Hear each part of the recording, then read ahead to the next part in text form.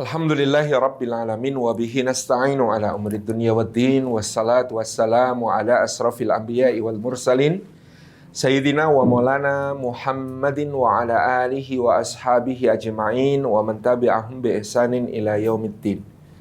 Asyhadu an la ilaha illallah al-malikul haqqul mubin wa asyhadu anna Muhammadan abduhu wa rasuluh as-sadiqul wa'dil amin. Hadratal mukarramin yang kami hormati segenap pimpinan dan pengurus yayasan, yang kami hormati Hadratul Afadil, Kepala Sekolah, beserta seluruh jajaran pimpinan sekolah, para dewan guru, para asatid, para ustadzat, seluruh pamong, juga rekan-rekan semuanya, para tamu undangan yang hadir, beserta rekan-rekan dari Global Islamic School, peserta Virtual Leadership Camp pada kesempatan pagi hari ini. Puji syukur kita panjatkan kehadirat Allah Subhanahu wa Ta'ala atas limpahan karunia-Nya. Kita dihimpun pada pagi hari ini dalam majelis ilmu meskipun hanya secara daring, secara online. Insya Allah tidak mengurangi semua keutamaan bermajelis ilmu yang bisa kita raih dari sisi Allah Subhanahu wa Ta'ala. Semoga setiap langkah kita hari ini menjadi pemudah jalan kita semua menuju ke surga. Dan semoga duduk kita semua termasuk taman di antara taman-taman surga. Tempat Allah mencurah-curahkan rahmat-Nya, menaungkan sayap-sayap malaikatnya, menurunkan sakinah ke dalam hati kita, dan menyebut-nyebut nama kita semua dengan bangga pada makhluk-makhluk mulia yang ada di sisinya. Hadirin dan hadirat yang dimuliakan oleh Allah Subhanahu wa Ta'ala, ketika membicarakan leadership atau kepemimpinan dari teladan salah seorang pahlawan nasional kita, Pangeran Diponegoro, maka kita bisa membagi 3 poin penting di dalam kehidupan dan kepemimpinan beliau, supaya kita bisa melihat secara utuh bagaimana beliau menjadi seorang pemimpin. Yang pertama adalah pengasuhan dan pendidikan. Yang kedua adalah pertumbuhan dan perkembangan. Lalu di bagian yang ketiga adalah kepemimpinan beliau. Yang pertama tentang pengasuhan dan pendidikan beliau. Beliau rahimahullahu ta'ala lahir sebagai Bendoro Raden Mas Mustahar. Jadi orang Jawa itu pada zaman itu berganti nama pada kesempatan-kesempatan milestone dalam hidupnya. Pangeran Diponegoro misalnya lahir dengan nama Mustahar. Ketika di khitan namanya menjadi Raden Mas Ontowiryo. Ketika kemudian menikah maka beliau menjadi Bendoro Pangeran Haryo Diponegoro. Ketika kemudian memimpin jihad, maka beliau menggunakan nama Sultan Abdul Hamid Heru Cokro Kabirul Mukminin, Sayyidin Panotogomo, Sayyidin Panetek Panotogomo, Satanah Jawa Khalifatu Rasulillah. Itu ada perubahan-perubahan nama di milestone-milestone dalam kehidupannya. Lahir sebagai Bendoro Raden Mas Mustahar pada sebuah fajar, ya di waktu subuh, pada tanggal 11 November 1785. Lahir dari pasangan Raden Mas Suroyo dan Raden Ayu Mangkorowati. Pada saat itu Raden Mas Suroyo masih seorang putra dari putra mahkota Kesultanan Yogyakarta. Jadi Pangeran Diponegoro lahir sebagai cicit seorang sultan yang sedang bertahta, yaitu Sri Sultan Hamengkubuwono I yang memerintah antara tahun 1755 sampai 1792 di Yogyakarta. Meskipun secara de facto beliau sudah mengangkat diri sebagai sultan di dalam jihad yang dilakukannya pada tahun 1749. Nah, beliau lahir di tahun 1785, 7 tahun sebelum wafatnya sang kakek buyut ini. Dan pada saat itu ketika beliau lahir, sang kakek buyut ini menunggui kelahirannya. Begitu bayi ini dibawa ke hadapannya untuk ditunjukkan, maka dengan firasatnya yang jernih, yang tajam, Sri Sultan Hamengkubuwono pertama langsung menyampaikan kepada istrinya, Ratu Ageng Tegalrejo, yakni permaisuri beliau yang berasal berdarah Kesultanan Bima dan sekaligus berdarah Kesultanan Makassar, sekaligus berdarah keturunan Sunan Ampel rahimahullah ta'ala. Beliau mengatakan, Mbok Ratu, jaga dan didik baik-baik anakmu ini, karena dia akan memberi kerusakan kepada Belanda lebih besar daripada yang pernah aku lakukan selama Perang Giyanti. Perang Giyanti pecah pada tahun 1746, dipimpin oleh Pangeran Mangkubumi, yakni beliau pada saat itu sebagai adik dari Raja Mataram Sri Susuhunan Pakubuwono II.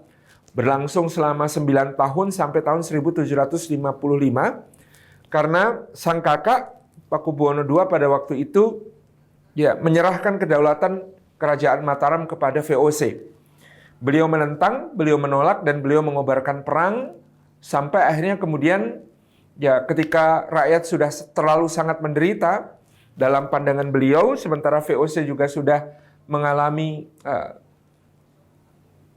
kebangkrutan anggaran, maka muncullah seorang tokoh bernama Sarif Besar Syekh Ibrahim yang berasal dari Turki Utsmani, yang oleh Belanda kemudian diminta untuk melobi Pangeran Mangkubumi agar mau menghentikan perang.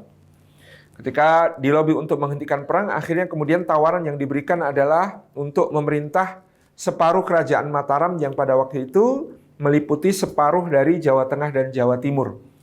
Jadi pada saat itulah kemudian terjadi perdamaian yang disebut sebagai Perjanjian Giyanti dengan membelah kerajaan Mataram menjadi dua, Kasunanan Surakarta untuk diperintah oleh keponakan beliau, putra Pakubuwono II yang mengambil gelar Pakubuwono III, separuh lagi diperintah oleh beliau secara berdaulat sebagai Sri Sultan Hamengkubuwono pertama dengan ibu kota di Yogyakarta sekarang, yang kita kenal sebagai Kesultanan Yogyakarta. Jadi Perjanjian Giyanti inilah yang menjadi dasar dari berdirinya dua kerajaan yang merupakan pecahan dari Kerajaan Mataram, yaitu Kasunanan Surakarta dan Kesultanan Yogyakarta. Nah, selama 9 tahun dari 1746 sampai 1755, Pangeran Mangkubumi yang kelak bertahta sebagai Hamengkubuwono pertama, kakek buyut Pangeran Diponegoro ini, telah membuat Gubernur Jenderal Baron van Imhoff mati terkepung di Benteng Ungaran, menewaskan banyak perwira tinggi VOC seperti Kapten Mayor de Klerk di Sungai Bogowonto pada tahun 1753, dan menghancurkan banyak sekali kesatuan VOC yang senantiasa mengejarnya dalam medan perang yang membentang dari Kertosono di Jawa Timur sampai ke Banyumas di barat, dari pegunungan Kapur Selatan di wilayah Gunung Kidul sampai ke pantai utara di wilayah Demak. Itu medan perang yang sangat luas pada saat itu.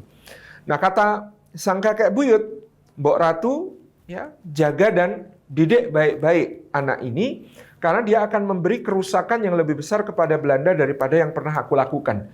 Itu firasat beliau, dan ini dicatat baik oleh Babad Diponegoro yang ditulis oleh Pangeran Diponegoro di pembuangannya di Manado, maupun juga Babad Diponegoro versi Keraton Surakarta, versi Keraton Yogyakarta, versi Pakualaman, Soryongalam, kemudian versi Pangeran Abdul Majid, putra beliau Diponegoro Anom, kemudian juga versi Raden Basah Gondokusumo, salah seorang di antara panglima beliau. Jadi riwayat tentang firasat Sri Sultan Hamengkubuwono pertama ini diriwayatkan secara mutawatir ya kalau bahasa hadisnya. Hampir semua penulis babat atau penulis sejarah pada masa itu ini mencantumkan riwayat tentang nubuat atau firasat dari Sri Sultan Hamengkubuwono pertama. Inilah yang kemudian membuat Ratu Ageng Tegalrejo sangat memperhatikan tentang cicitnya ini. Meskipun cicit, tapi jarak usia mereka seperti nenek dan cucu tidak terlalu jauh. Karena pada masa itu tentu usia pernikahan banyak yang lebih awal daripada usia pernikahan di zaman sekarang. Nah, Ratu Ageng Tegalrejo sendiri dilahirkan kira-kira pada tahun 1735. Jadi pada saat Pangeran Diponegoro lahir, beliau kira-kira berusia 50 tahun. Ya, ini yang kemudian kita lihat pada diri Ratu Ageng Tegalrejo. Ketika bayi ini kemudian disusui oleh ibundanya, selesai penyapihan, Ratu Ageng Tegalrejo meminta agar bayi ini tinggal bersamanya. Ratu Ageng Tegalrejo sendiri seorang yang zahidah ya, wanita yang sangat ahli ibadah, yang sangat zuhud, yang sangat wara, yang sangat dekat dengan masyarakat. Beliau membangun sebuah puri kecil, sebuah istana kecil di luar Keraton Yogyakarta, di sebelah barat daya yang kemudian diberi nama Puri Ageng Tegalrejo. Di puri inilah beliau tinggal dan mustahar kecil, Pangeran Diponegoro kecil ini diasuh oleh beliau. Pangeran Diponegoro menceritakan nenek buyutnya ini seorang yang sangat keras di dalam mendidik sang cicit gitu ya. Beliau ya mengamalkan satu pola pendidikan yang mendisiplinkan dan memberi batasan-batasan keras kepada cicitnya. Dikatakan di dalam babat, beliau berkaca kepada doa Nabi Ibrahim alaihissalam ketika meninggalkan putranya Nabi Ismail di Lembah Bakah bersama dengan Siti Hajar. Rabbana inni askantu min dzurriyyati biwadin ghairi dzi zar'ain 'inda baitikal muharram. Rabbana liyuqimus shalah faj'al af'idatan minan nasi tahwi ilaihim warzuqhum minas tsamarati la'allahum yashkurun. Kata beliau, ini adalah doa yang menjadi prinsip pendidikan. Duhai Rabb kami, sesungguhnya aku meninggalkan dan menempatkan sebagian di antara anak keturunanku di sebuah lembah yang tidak bertanaman di dekat rumahmu yang mulia. Ya Allah, supaya mereka mau menegakkan salat, maka jadikanlah hati banyak manusia merunduk untuk mencintai mereka, dan anugerahilah mereka dengan buah-buahan, mudah-mudahan mereka menjadi orang yang pandai bersyukur. Nah, di Puri Tegalrejo ini betul-betul diamalkan oleh Ratu Ageng apa yang kemudian dia yakini dari surah Ibrahim ayat ke-37 ini. Di sini Pangeran Diponegoro dibatasi, tidak semua keinginannya dipenuhi, tidak semua hal-hal yang dia mau dituruti gitu ya. Ya, tidak semua keinginan langsung dikasih, tidak, tapi betul-betul didisiplinkan, dididik dengan keras. Maklum latar belakang beliau, putri seorang ulama, sekaligus keturunan dari Kesultanan Bima, dan beliau adalah cicit dari Sultan Abdul Qahir pertama, Sultan Bima yang permaisurinya berasal dari kerajaan Guatalo. Jadi pada Ratu Ageng Tegalrejo ini mengalir darah Bima, sekaligus mengalir darah Madura, mengalir darah Ampel ya, dari Sunan Ampel, kemudian juga mengalir darah dari Guatalo atau dari Makassar. Seorang yang kemudian berpendirian sangat kukuh, dan kita bisa bayangkan Ratu Ageng Tegalrejo ini adalah permaisuri Sri Sultan Hamengkubuwono pertama yang pada Perang Giyanti itu mendampingi suaminya berjihad fi sabilillah. Ya, terampil mengendarai kuda, beliau juga sangat tangkas memanah, menggunakan senjata, bahkan menggunakan senapan pun bisa, bertarung dengan pedang pun sangat mahir. Bayangkan seorang nenek yang seperti ini ya. Zaman sekarang mungkin disebut sebagai Nelly atau nenek lincah yang luar biasa. Dan inilah orang yang membesarkan Pangeran Diponegoro. Demikian pula beliau di dalam ayat yang diyakininya tadi menjadi metode pendidikannya, jadi sangat keras mendidik Pangeran Diponegoro, tetapi mensuasanakan ibadah. Di Tegalrejo ini, di Puri Tegalrejo ini, setiap waktu diundang para ulama untuk mengajarkan kitab-kitab Turots ya. Diceritakan oleh Pangeran Diponegoro, di antara kitab-kitab yang diajarkan di Tegalrejo pada saat itu ada kitab Patakul Mu'in atau Fathul Mu'in, ya, Patakul Wahab atau Fathul Wahab. Kemudian ada kitab Tuhfah, kemudian ada kitab Ajurumiyah ya untuk belajar bahasa Arab. Kemudian ada kitab Fathul Qarib ya, dan kemudian beliau juga belajar Tajus Salatin, Sulalatus Salatin, ya kitab-kitab tentang pemerintahan negara yang nantinya akan kemudian diajarkan kepada adik beliau yang bertahta sebagai Hamengkubuwono keempat. Ini dididikkan oleh seorang Ratu Ageng kepada cicitnya. Jadi suasananya seperti suasana pesantren karena setiap hari ada ulama-ulama besar yang datang ke Tegalrejo untuk mengajar. Termasuk yang ulama besar yang hadir adalah, yang paling sering hadir rutin adalah seorang yang bernama Kiai Taptoyani atau Syekh Taftazani yang berasal dari Minangkabau, Sumatera Barat, yang pada saat itu menjadi menantu dari Kiai Ageng Mlangi, ya, yang merupakan kakak dari Sri Sultan Hamengkubuwono pertama, dan mendirikan sebuah pesantren di Mlangi di sebelah barat laut lagi dari Tegalrejo. Ini yang kemudian menjadi salah satu guru utama Pangeran Diponegoro. Demikian pula Pengulu Rahmanuddin dari Keraton Yogyakarta juga datang mengajar. Ada kiai guru dari Kasongan, ada kiai guru dari Kajoran, banyak ulama yang lain yang kemudian hadir ke Tegalrejo untuk menjadi para pengajar agama. Demikian pula Ratu Ageng Tegalrejo sangat dermawan untuk membiayai para ulama ini pergi berhaji. Jadi mereka yang datang ke Tegalrejo ini sebagiannya kemudian diberangkatkan berhaji, diberi perbekalan yang sangat melimpah untuk kemudian meneruskan perjalanan ke Semarang, lalu menaiki kapal menuju ke Jeddah melalui beberapa transit. Itu yang kemudian dilakukan Ratu Ageng Tegalrejo.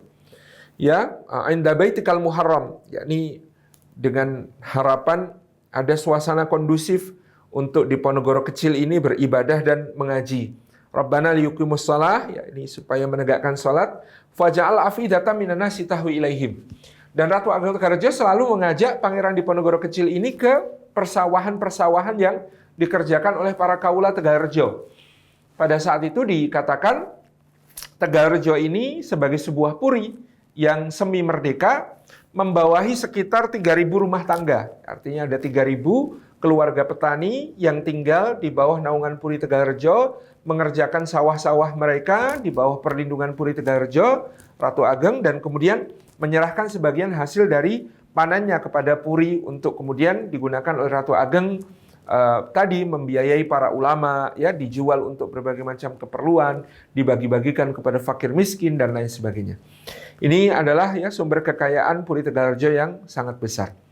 Kemudian diajaklah Pangeran Diponegoro ini untuk ya bergaul akrab dengan petani, mengetahui kehidupan para petani, mengetahui kehidupan rakyat jelata, menghayati bagaimana susahnya menjadi rakyat kecil. Itu betul-betul dirasakan oleh Pangeran Diponegoro kecil pada saat dididik oleh Ratu Ageng Tegalrejo tersebut.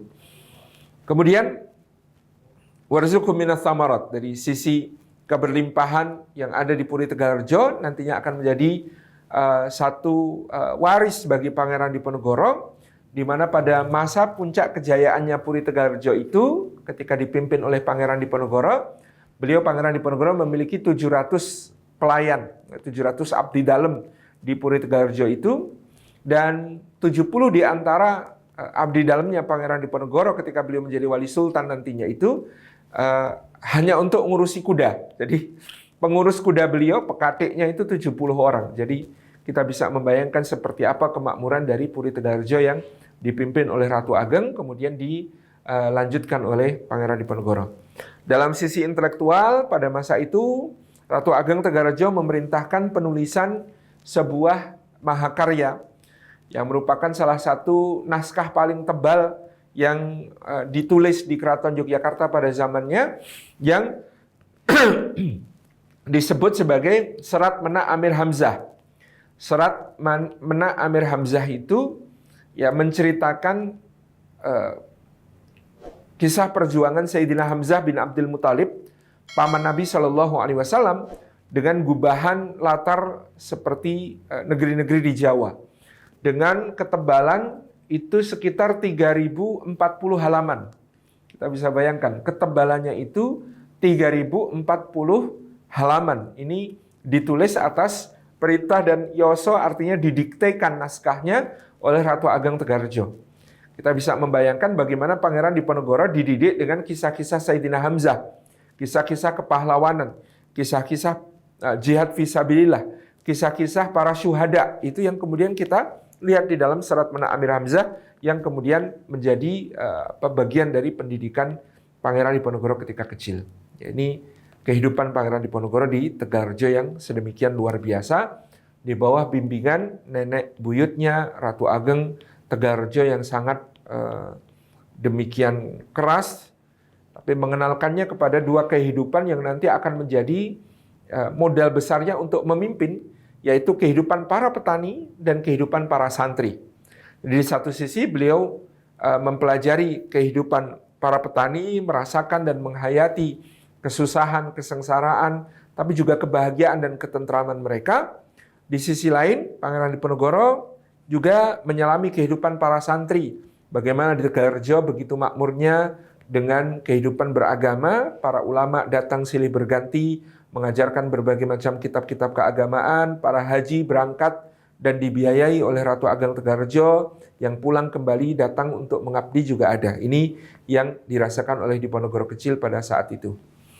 Kira-kira pada usia Pangeran Diponegoro yang ke-17 atau ke-18, Ratu Ageng Tegalrejo ini kemudian wafat. Ya, wafat di persawahan, ya, disebutkan bagaimana kemudian di dalam babat, ya, Pangeran Diponegoro ikut menggotong tubuh nenek buyutnya yang terjatuh di persawahan.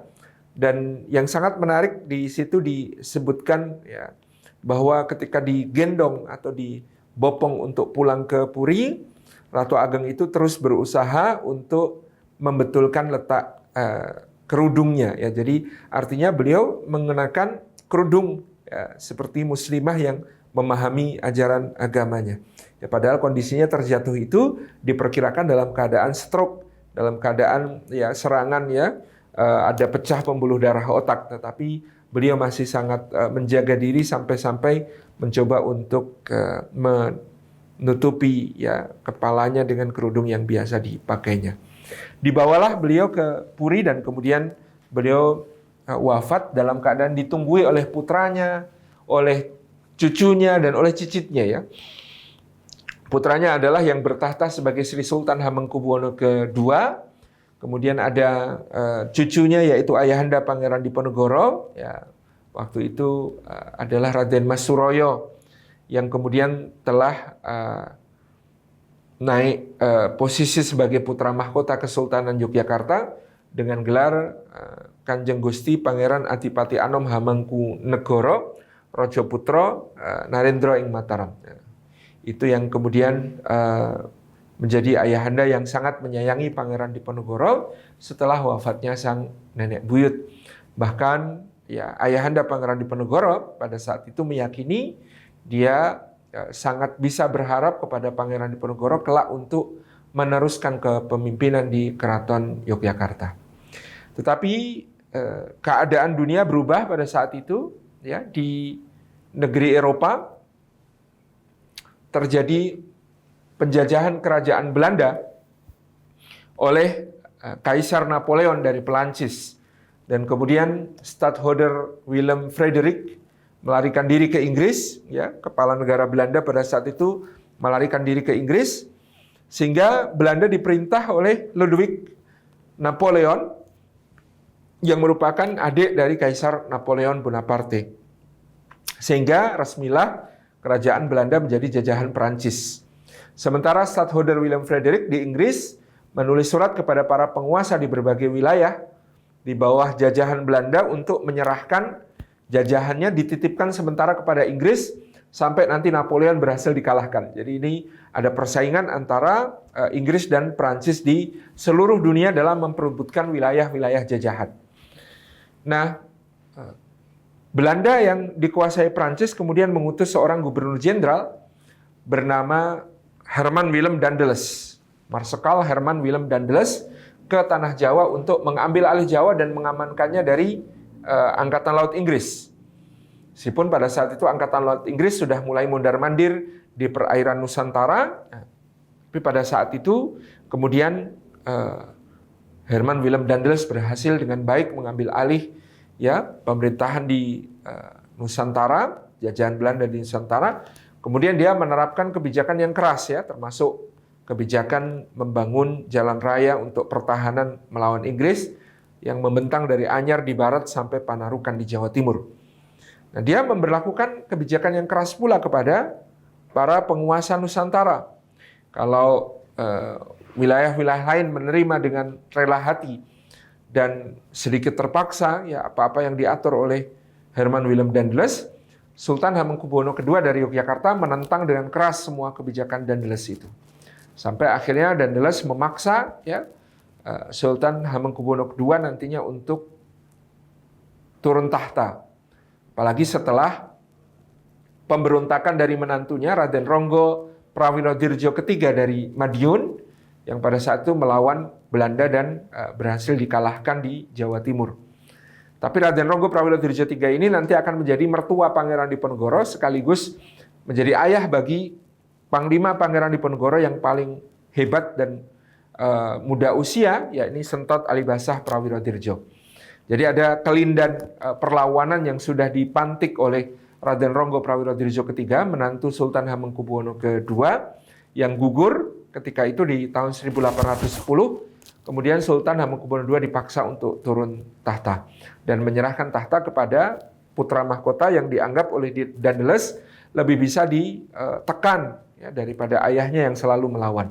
Maka ayah Pangeran Diponegoro pun naik tahta pada tahun 1810 tersebut menjadi Hamengkubuwono III. Perubahan terjadi lagi pada tahun 1811. Letnan Gubernur Jenderal Thomas Stamford Raffles dari East India Company, ya perusahaan dagang Hindia Timurnya Inggris yang berkantor di India, diperintahkan oleh Lord Minto, Gubernur Jenderal Inggris di India, untuk menaklukkan Pulau Jawa. Maka bergeraklah pasukan Inggris dari India menuju ke Jawa untuk merebut pos-pos Belanda termasuk di Batavia. Pada saat itu Herman Willem Daendels sudah ditarik pulang ke Belanda digantikan oleh Jan Willem Jansen, seorang yang lebih lemah dan kurang memiliki kemampuan untuk memimpin ya pemerintahan Belanda di Nusantara. Kalahlah Belanda pada saat itu sehingga kemudian Nusantara diduduki oleh Inggris, bergantilah menjadi penjajahan pemerintahan peralihan Inggris atau interregnum dari tahun 1811 sampai 1816. Ketika Belanda pergi dan Inggris datang, Sri Sultan Hamengkubuwono II meminta anaknya untuk turun tahta lagi. Dengan sukarela Hamengkubuwono III turun tahta dan kemudian dia naik tahta lagi sebagai Sri Sultan Hamengkubuwono II.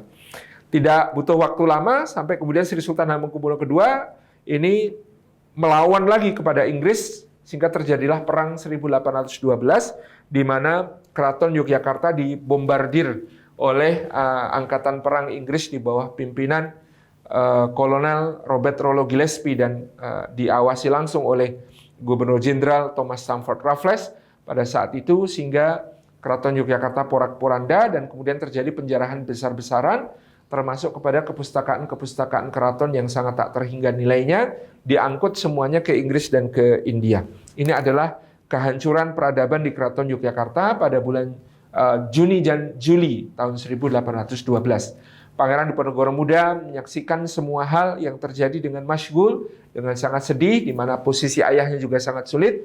Istana ayahnya dihancurkan oleh Inggris, tapi kemudian ayahnya diamankan, dan kemudian atas desakan para tetua, ya, para sesepuh keraton, Raffles terpaksa mengangkat ayah Pangeran Diponegoro sebagai Sultan Hamengkubuwono III, sementara kakek beliau, Sri Sultan Hamengkubuwono II, ini dibuang ke Pulau Penang, yang sekarang menjadi wilayah dari Malaysia. Penang ya, daerah Penang, Malaysia. Kemudian ayahanda Pangeran Diponegoro memerintah dengan waktu singkat dan menjadikan Pangeran Diponegoro sebagai orang kepercayaan yang senantiasa mendampingi beliau. Dan pada saat itu beliau semakin memantapkan hati untuk mengangkat Diponegoro sebagai pengganti, tetapi berulang kali pula Pangeran Diponegoro menolak. Karena dalam bayangan Pangeran Diponegoro menjadi seorang raja pada saat seperti itu sungguh merupakan suatu hal yang sangat menentang hati nuraninya. Bagaimana seorang raja harus tunduk kepada tekanan pemerintahan asing yang dalam pada itu adalah pemerintahan Inggris. Demikian pula bagaimana seorang raja harus kemudian memberikan kebijakan-kebijakan yang menekan dan menyengsarakan rakyatnya sendiri. Ini berlawan dengan hati nurani Pangeran Diponegoro, sehingga beliau berulang kali menolak ya nominasinya sebagai putra mahkota. Kemudian beliau menunjuk kepada adiknya Raden Mas Hamzah atau Raden Mas Ambiah, yang kemudian juga disebut sebagai Pangeran Ibnu Jarot, yang akhirnya naik tahta sebagai Sri Sultan Hamengkubuwono keempat pada tahun 1814. Jadi adiknya Pangeran Diponegoro ini naik tahta ketika berusia 10 tahun. Jadi ketika berusia 10 tahun. Pada saat itu Pangeran Diponegoro berusia 29 tahun. Sementara adiknya 10 tahun. Sehingga sang adik ini dibimbing oleh Pangeran Diponegoro dengan berbagai pelajaran, tapi ternyata Pangeran Diponegoro banyak kecewa, adiknya ini kurang serius dalam belajar untuk menjadi seorang raja yang baik, seorang sultan yang baik, bahkan kemudian menyerahkan semua urusan pemerintahan kepada patihnya yang dahulu direkomendasikan oleh Pangeran Diponegoro. Namanya adalah Tumenggung Sumodipuro dari Japan, dari Mojokerto, yang kemudian menjadi patih karena rekomendasi Diponegoro kepada ayahandanya dulu, mendiang Sultan Hamengkubuwono III. Tapi begitu menjadi pejabat, ternyata Sumodipuro yang dahulunya seorang bupati yang sangat cakap memerintah, ternyata berubah menjadi seorang yang serakah dan bahkan banyak bekerja sama dengan Belanda untuk melahirkan kebijakan-kebijakan yang menyengsarakan rakyat. Ini semakin menjadi-jadi ketika pada tahun 1822 Sri Sultan Hamengkubuwono IV tiba-tiba ya dalam suatu perjalanan berpesiar pulangnya, beliau meninggal mendadak dengan keadaan seluruh lubang tubuhnya mengeluarkan cairan di tahun 1822 itu. Berarti ketika itu usianya baru 18 tahun. Jadi Sri Sultan Hamengkubuwono IV wafat di usia 18 tahun. Mula-mula ada yang mencoba menyebarkan isu bahwa Pangeran Diponegoro lah yang membunuh adiknya Sri Sultan Hamengkubuwono IV ini karena menghendaki tahta. Tapi kabar itu dengan cepat tidak bisa dipercaya karena justru pada saat dia dibunuh, Hamengkubuwono IV sedang kembali mendekat kepada Diponegoro dan banyak mendengarkan masukan-masukannya. Adapun ya disebutkan isu lain yang membunuh Hamengkubuwono IV adalah mertuanya sendiri, yakni Patih Danurejo keempat yang tadi sudah kita sebut, yang serakah dan menjadi alat Belanda. Dan dengan wafatnya Sri Sultan Hamengkubuwono keempat ini, yang naik tahta adalah cucu dari Patih Danurejo IV, putra dari Sri Sultan Hamengkubuwono IV, namanya Raden Mas Gatot Menol, usianya baru 2 tahun. Jadi pada tahun 1822 itu ya yang naik tahta menjadi sultan adalah seorang anak-anak ya, nah istilah orang Madura, nak kanak children ya. Masih nak kanak children usia 2 tahun yang kemudian untuk memerintah kemudian ditunjuklah Dewan Perwalian Kesultanan. Nah, Dewan Perwalian Kesultanan ini beranggotakan Pangeran Mangkubumi, seorang senior, adik Sri Sultan Hamengkubuwono III, kakek ya, posisinya sebagai kakek dari Sultan. Kemudian Pangeran Diponegoro juga anggota Dewan Perwalian Sultan dan beliau adalah uwak ya, uwak atau Pak D dari Sultan yang bertahta ini. Kemudian Patih Danurejo IV dan Ratu Kencono yang merupakan nenek dari Sultan yang bertahta ini. Jadi 4 wali sultan ini dalam prakteknya ternyata Pangeran Diponegoro dan Pangeran Mangkubumi yang mewakili golongan anti Belanda dan golongan yang menjaga tradisi Islam dan tradisi Jawa dengan baik di keraton ini banyak ditinggalkan dalam perumusan kebijakan-kebijakan yang hanya dibahas oleh Patih Danurejo IV dengan pihak Belanda, sehingga kemudian ya posisi Pangeran Diponegoro menjadi semakin sulit di keraton. Dan beliau semakin jarang menghadiri pertemuan-pertemuan di keraton, lebih banyak berada di Tegarrejo untuk kemudian bersama rakyat, untuk bersama para ulama, bersama para santri. Dan sesekali beliau pada tahun-tahun itu mengembara, menuju ke pesantren-pesantren di berbagai pedalaman, ya, menemui rakyat banyak dengan menyamar, ya, mendengarkan berbagai keluh kesah, mendengarkan berbagai macam hal yang ada pada mereka, menghubungi tokoh-tokoh sehingga nanti akhirnya bersiap menjadi sebuah perang besar yang pecah pada tahun 1825 yang disebut sebagai Perang Jawa. Jadi di tahap ini Bapak Ibu, teman-teman yang disayang oleh Allah Subhanahu wa taala, ada fase pertumbuhan dan perkembangan Pangeran Diponegoro di mana beliau dari orang yang dipercaya oleh ayahandanya mengurusi urusan-urusan kenegaraan, kemudian menolak untuk menjadi putra mahkota, membimbing adiknya tapi kemudian tersingkir dan kemudian sekali lagi masuk ke circle pemerintahan menjadi seorang wali sultan, tapi akhirnya juga tidak didengarkan lagi pendapat-pendapatnya. Sehingga beliau memendam keprihatinan yang sangat mendalam terhadap kehidupan di Keraton Yogyakarta, sementara Belanda dengan residen-residennya yang ditempatkan di Yogyakarta semakin memperluas ya berbagai pengaruh mereka, cengkeraman mereka, sekaligus mereka anjrah corowalandi, menyebarkan gaya hidup yang rusak, moral yang rusak berupa mabuk-mabukan, ya, perzinaan, ya, pergundikan dan lain sebagainya yang kemudian merusak para bangsawan dan para pangeran di dalam keraton. Ini menimbulkan keprihatinan yang semakin mendalam pada Pangeran Diponegoro dan juga para pangeran senior yang lain yang kemudian terakumulasi sehingga pada bulan Agustus 1825 Pangeran Diponegoro merencanakan sebuah pergerakan besar. Jadi bulannya bulan Muharram pada saat itu.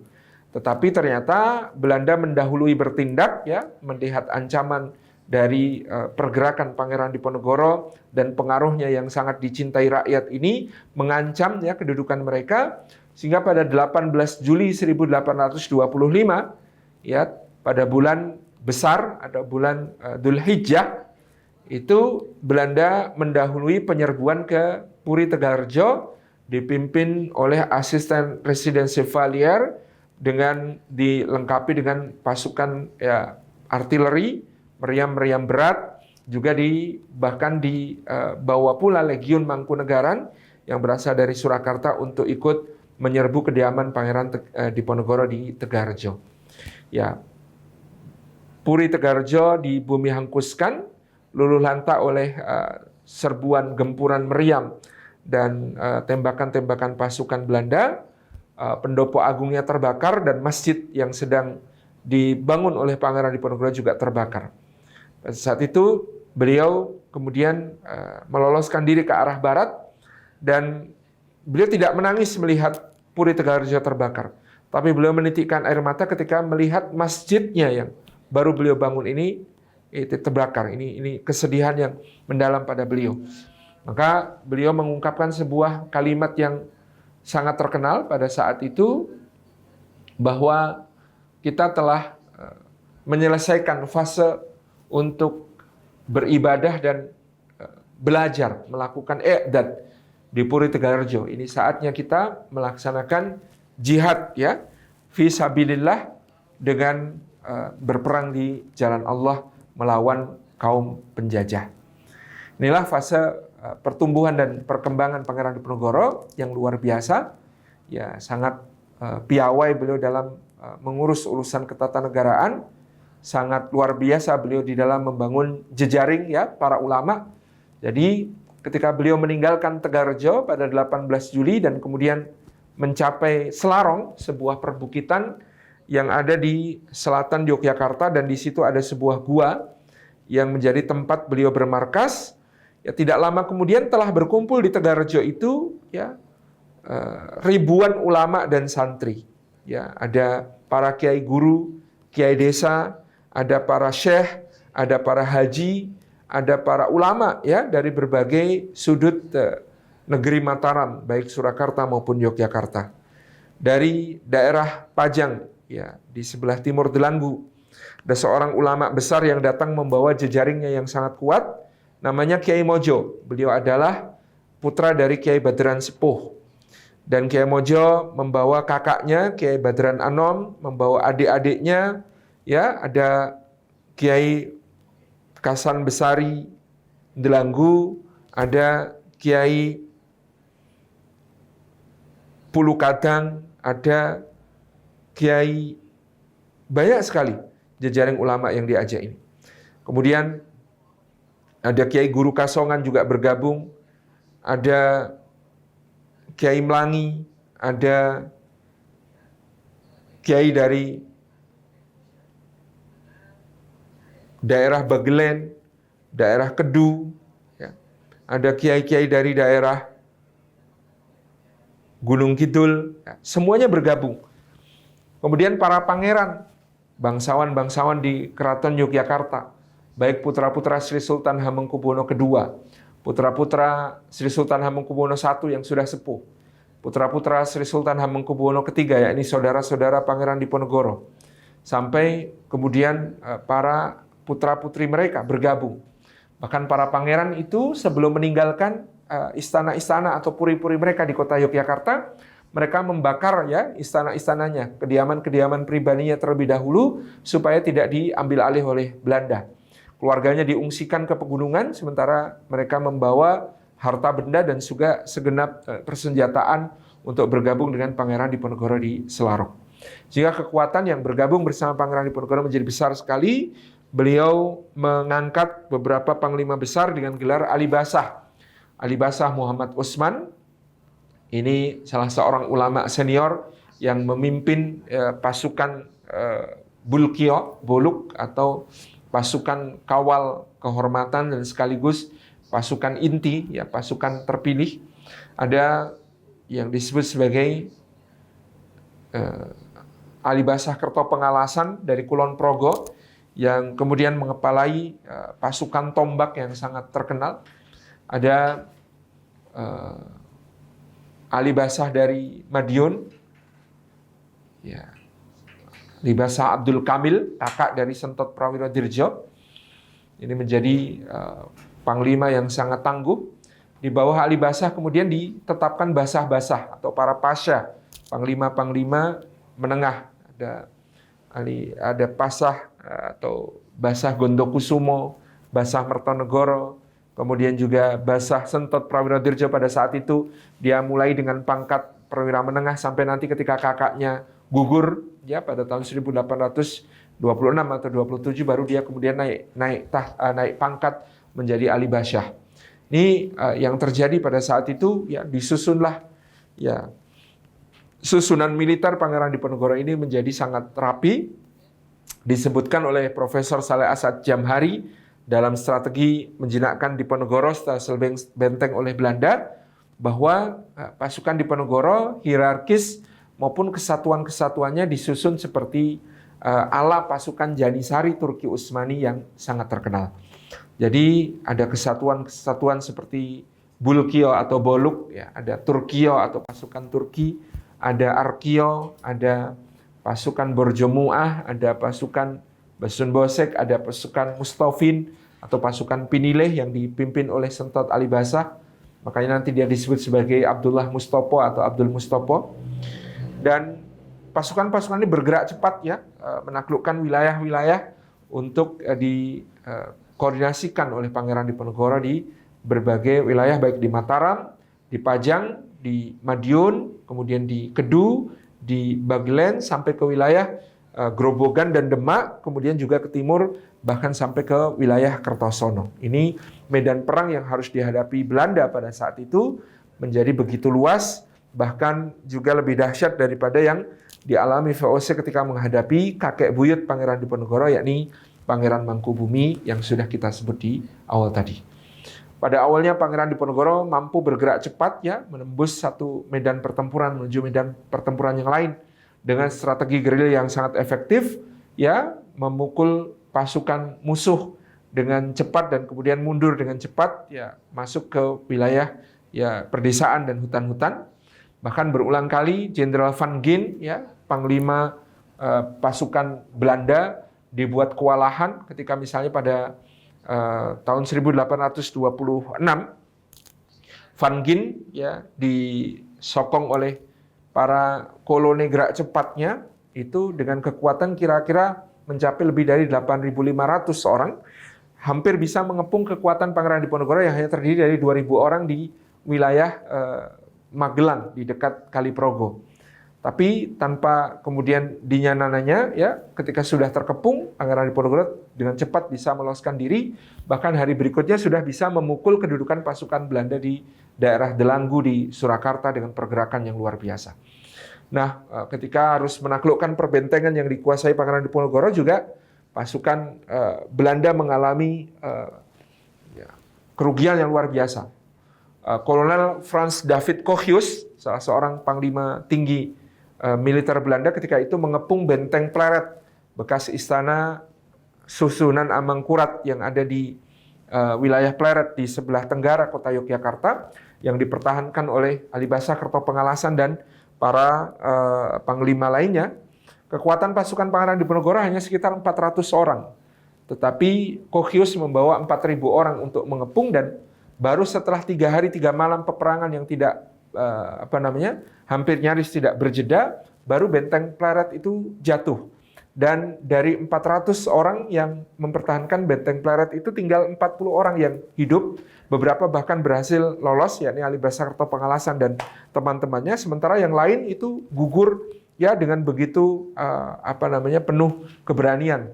Korban di pihak serdadu Belanda sendiri mencapai juga ratusan orang yang terbunuh. Itu kegagahan yang luar biasa dari pasukan-pasukan Pangeran Diponegoro.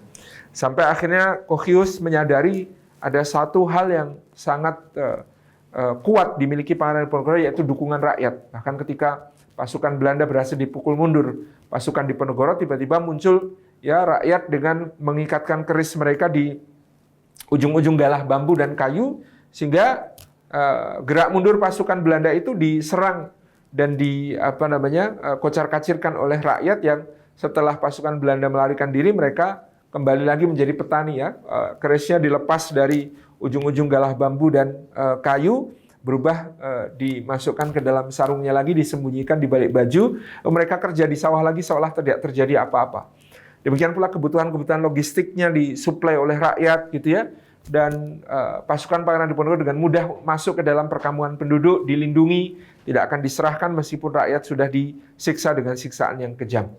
Maka Kolonel Kochius mengusulkan kepada panglima tertinggi militer Belanda pada saat itu, Jenderal Hendrik Marcus de Kock, agar menerapkan satu strategi baru yang sangat mahal. Namanya strategi Stelsel Benteng. Stelsel Benteng ini dengan cara setiap daerah yang berhasil dikuasai oleh Belanda, maka harus didirikan benteng yang kuat untuk kemudian menjaga supaya daerah itu tidak jatuh lagi ke tangan pasukan Diponegoro. Dan dari situ jalur-jalur logistik maupun gerilya Diponegoro bisa dipotong dengan mengirimkan pasukan-pasukan patroli dalam waktu-waktu tertentu untuk memangkas ya jalur-jalur gerilya Pangeran Diponegoro. Stelsel benteng ini kemudian diterapkan tentu dengan konsekuensi anggaran yang dikeluarkan luar biasa besar. Sepanjang tahun 1827 sampai 1829 disebutkan bahwa Belanda terpaksa membangun sekitar 280 benteng membentang dari Banyumas di barat sampai Kertosono di Jawa Timur untuk menyekat-nyekat rute-rute gerilya Pangeran Diponegoro, untuk memotong-motong jalur-jalur suplai logistik Pangeran Diponegoro. Jadi untuk itu diperlukan 280 benteng dengan serdadu-serdadu yang ditempatkan di benteng tersebut, dengan kuda-kuda yang harus disiapkan dengan biaya yang sangat mahal. Sehingga di total kira-kira anggaran ya dari Stelsel benteng itu mencapai 20 juta gulden pada saat itu. Untuk membayangkan sebesar apa 20 juta gulden yang harus dikeluarkan oleh Belanda untuk menghadapi Diponegoro, disebutkan dalam data pada zaman itu, penghasilan kerajaan Belanda dari seluruh wilayah jajahannya itu hanya senilai 2 juta gulden per tahun. Artinya pendapatan dari seluruh wilayah jajahan selama 10 tahun itu dihabiskan hanya untuk menghadapi perang Diponegoro selama 5 tahun. Ini kerugian yang luar biasa. Selain itu, di dalam perang Diponegoro 15.000 serdadu Belanda tewas, 8.000 serdadu Eropa dan 7.000 Hulptruppen yang itu bahkan tidak terjadi di dalam medan perang Napoleon di Eropa. Kerugiannya tidak sebesar apa yang harus dihadapi pasukan Belanda ketika menghadapi Diponegoro di Jawa. Maka pada akhir 1829, Pangeran Diponegoro juga semakin terjepit karena Stelsel benteng yang dilakukan oleh Belanda ini ternyata betul-betul efektif membatasi gerak laju pasukan beliau, sehingga banyak pasukan-pasukan yang terisolasi dan tidak bisa berkoordinasi, ya, surat-surat yang dikirimkan untuk berkoordinasi satu sama lain bisa dicegat oleh pasukan Belanda di antara benteng-benteng yang mereka buat, sehingga semakin lemah dan semakin mundurlah perlawanan Pangeran Diponegoro. Tapi di sisi lain, Belanda pun juga sudah sangat kelelahan berperang dan mereka sudah mengalami ya kondisi keuangan yang nyaris bangkrut. Sehingga De Kock mau tidak mau harus menginisiasi satu proses untuk melakukan perundingan pembicaraan damai dengan Diponegoro. Dan di antara yang awal-awal dibujuk tentu adalah anak buahnya, orang-orang yang ada di sekitarnya. Kiai Mojo dijebak dan kemudian ditangkap pada tahun 1828, ditahan di benteng bawah tanah di Batavia, kemudian dikapalkan ke Ambon. Setelah beberapa bulan diasingkan di Ambon, kemudian dicarikan tempat yang lebih jauh dan lebih pedalaman, dibawa ke Minahasa, kemudian dibawa ke lebih selatan lagi ke pedalaman di Tondano di Sulawesi Utara. Kemudian Sentot Alibasa Prawira Dirjo karena kondisi yang sangat luar biasa terdesak pada saat itu juga menerima perundingan. Dia mengajukan syarat-syarat yang menurutnya mustahil akan dipenuhi oleh Belanda. Dia minta bisa memimpin 1.000 orang pasukan Mustafinnya. Dia minta diberikan seragam yang seragamnya memakai sorban dan pakaian ala Arab. Dia meminta agar diberikan senjata api sebanyak 500 pucuk. Dia meminta agar diberikan gaji senilai 10.000 real pada saat itu. Dia meminta untuk berbagai macam permintaan. Dia mengira Belanda tidak akan memenuhi permintaan itu. Tapi ternyata itu dipenuhi oleh Belanda, sehingga kemudian Sentot turun gunung pada akhir tahun 1829. Sentot nantinya oleh Belanda akan ditempatkan di Sumatera untuk turut serta menumpas perang Padri, tetapi kemudian Sentot sadar orang-orang Padri ini adalah saudaranya sama Mujahid, kemudian dia membelot, tidak mau melawan orang-orang Padri, sehingga Sentot pun dibuang ke Bengkulu sampai akhir hayatnya. Sekali Mujahid tetap Mujahid, itu yang dikomentari oleh Pangeran Diponegoro tentang Sentot Alibasa Prawira Dirjo, meskipun pernah menyerah, tapi ternyata dia tidak mau mengkhianati bangsanya, tidak mau mengkhianati sesama Muslim, sehingga tidak mau berperang melawan orang-orang Padri di Sumatera Barat, dengan akibat dia dibuang ke Bengkulu di selatan. Kemudian pada tahun 1829 akhir itu Pangeran Diponegoro nyaris tertangkap di pertempuran Silo di sebelah selatan Yogyakarta. Kemudian beliau berhasil meloloskan diri ke barat dan nyaris tertangkap lagi di pertempuran Gowong, sampai beliau harus meninggalkan kuda, meninggalkan perbekalan, bahkan meninggalkan tombak pusaka, Kiai Rondan, dan juga senjata-senjata serta pakaian perang beliau. Beliau harus turun meluncur ke sebuah jurang hanya ditemani oleh 2 orang abdi setianya, Banteng Wareng dan Joyo Suroto. Kemudian beliau mengembara di hutan-hutan sementara pasukannya terpencar tanpa koordinasi, yang tetap terus melakukan perlawanan. Di antaranya adalah pasukan yang dipimpin oleh Basah Gondokusumo, Basah Mertonegoro, dan Basah Kaji Ngisau Haji Isa, yang kemudian bergerak di wilayah Bagelen Barat, wilayah Kebumen, dan sampai ke arah Wonosobo dan Temanggung sekarang. Sementara Pangeran Diponegoro pada saat itu mengembara di hutan-hutan hanya memakan buah-buahan dan dedaunan, sampai kemudian beliau terserang malaria tropikana yang parah, menderita demam, serangan demam yang bisa berlangsung berhari-hari, dan kepayahan, kesakitan, tapi tetap tidak mau menyerah. Dan terus mencoba untuk berkoordinasi dengan pasukannya sampai akhirnya bertemu di wilayah Bagelen Barat. Nah, kemudian pada saat itu Kolonel Clarence, salah satu panglima tentara Belanda, sudah diberi kepercayaan oleh Jenderal De Kock untuk menginisiasi perundingan-perundingan dengan Diponegoro. Sampai singkat cerita akhirnya mampu membujuk Pangeran Diponegoro untuk turun ke Kali Cincing Guling di wilayah Kebumen sekarang, kemudian berbicara dengan Kolonel Clarence. Setelah menyepakati beberapa hal, beliau menerima rencana perundingan yang akan dilangsungkan di Magelang, di kota militer milik Belanda di Magelang, di mana beliau akan datang ke Magelang dengan kesatria. Ketika bulan Ramadan tiba, pada saat itu Pangeran Diponegoro menolak segala pembicaraan tentang peperangan. Beliau mengkhususkan diri untuk beribadah kepada Allah, memperbanyak ibadah sampai tiba hari raya Idul Fitri. Setelah hari raya pertama Idul Fitri, beliau merayakannya dengan sholat Id dan beberapa kegiatan bersama pasukannya di Matese.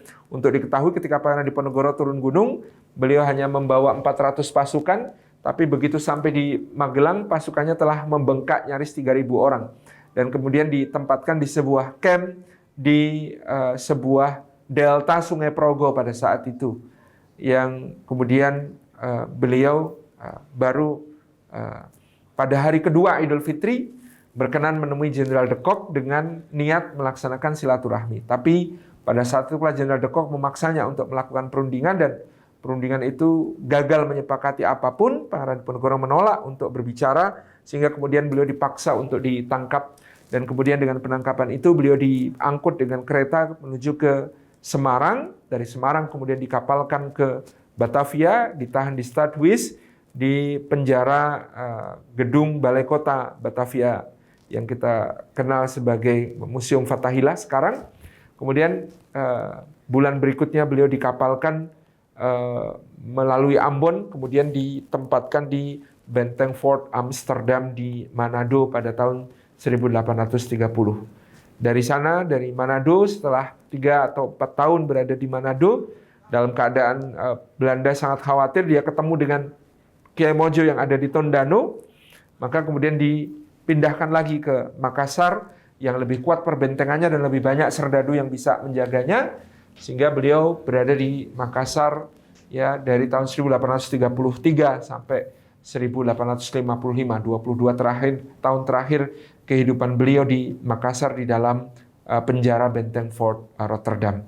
Ini saya kira yang bisa kita lihat dari seorang Pangeran Diponegoro dengan perjalanan kehidupan yang luar biasa. Dari sisi pengasuhan dan pendidikan, tadi kita belajar, dia diasuh, dididik untuk dilahirkan sebagai seorang pemimpin.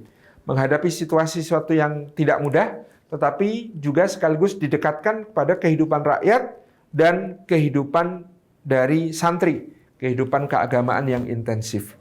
Kemudian di masa pertumbuhan dan perkembangannya, beliau menjadi tangan kanan kepercayaan ayahandanya Sri Sultan Hamengkubuwono III dalam memerintah, sehingga beliau sangat memiliki kapasitas dalam menangani urusan-urusan pemerintahan, sangat cakap dalam menangani urusan-urusan ketatanegaraan.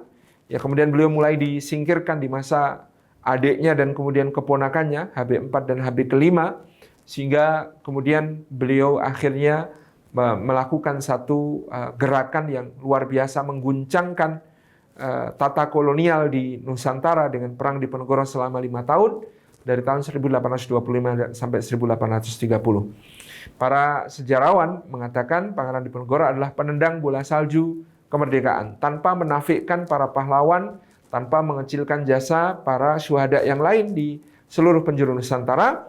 Tapi perang Diponegoro yang 5 tahun itu betul-betul membangkrutkan kerajaan Belanda. Bangkrutnya kerajaan Belanda disusul dengan merdekanya Belgia.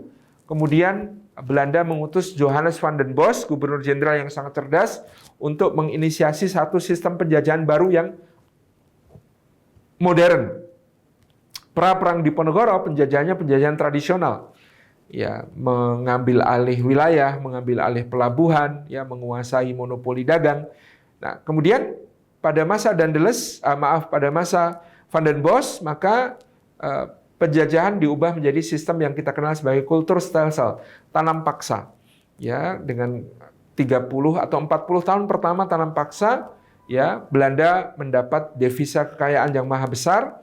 Kira-kira dalam 40 tahun pertama tanam paksa, pendapatan dari tanam paksa di Nusantara itu mencapai 850 juta gulden pada tahun 1870, menjadikan Belanda menjadi negara dengan cadangan devisa terbesar di Eropa.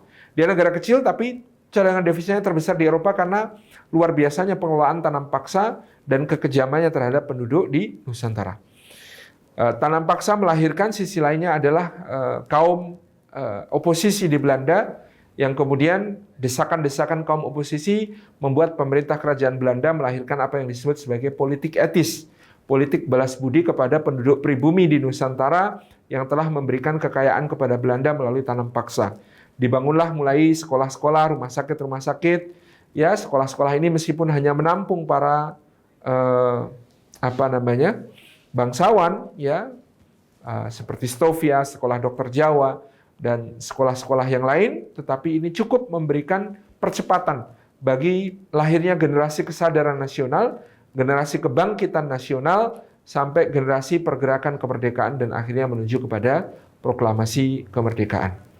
Itulah kepemimpinan beliau yang menyejarah, yang bersahaja, yang teguh, yang tegas, yang tidak kenal menyerah, ya, yang terus berjuang sampai akhir dan tidak lupa untuk mewariskan kepada kita generasi penerus warisan kisah kepahlawan yang luar biasa melalui Babad Diponegoro yang beliau tulis di dalam pembuangannya pada saat tersebut.